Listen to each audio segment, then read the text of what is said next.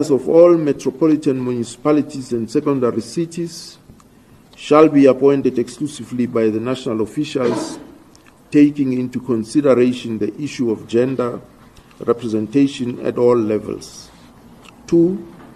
All candidates to be considered for the positions of mayors, speakers, and chief whips must possess the following qualifications and experience: tertiary qualification from an accredited institution and at least 3 years experience either as an MP or MPL or councillor. 3. With regards to all local and district mayoral positions, the Regional Executive Committee shall recommend 3 candidates per municipality to the provincial officials from amongst the nominated councillor candidates. 4. No candidate who has served 2 consecutive full terms as a mayor may be considered for the 3rd term in line with the Municipal Structures Act. 5. At least 2 of the 3 mayoral candidates recommended by the Regional Executive Committee must be female. 6. Current first-term female mayors on the councillor lists must automatically be included amongst the 3 mayoral candidates recommended by the REC, and concerted efforts to ensure that female mayors also serve 2 full terms.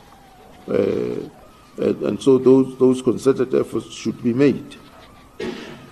7.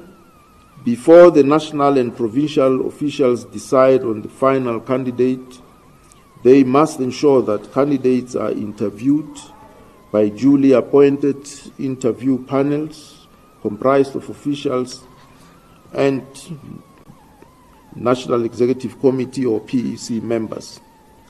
8. If the officials are not satisfied that some of the candidates meet the criteria, they may add at least 2 more names to be considered through interviews. And 9, all candidates shall be subjected to the same interview process. 10, the chair of the Electoral Committee and/or his or her nominees, supported by the Secretary of the Electoral Committee, shall have an observer status during the interviews of the mayoral and speaker candidates. 11, the provincial officials shall appoint chief whips and speakers following recommendations of 3 candidates for each of these positions by the Regional Executive Committee. At least 2 of each of the recommended candidates must be female. Then appeals and objections, that's section 10.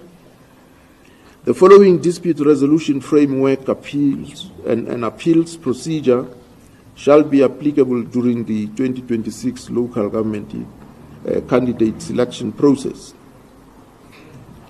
So if the dispute arises during the BGM process and community meetings, the PDRC will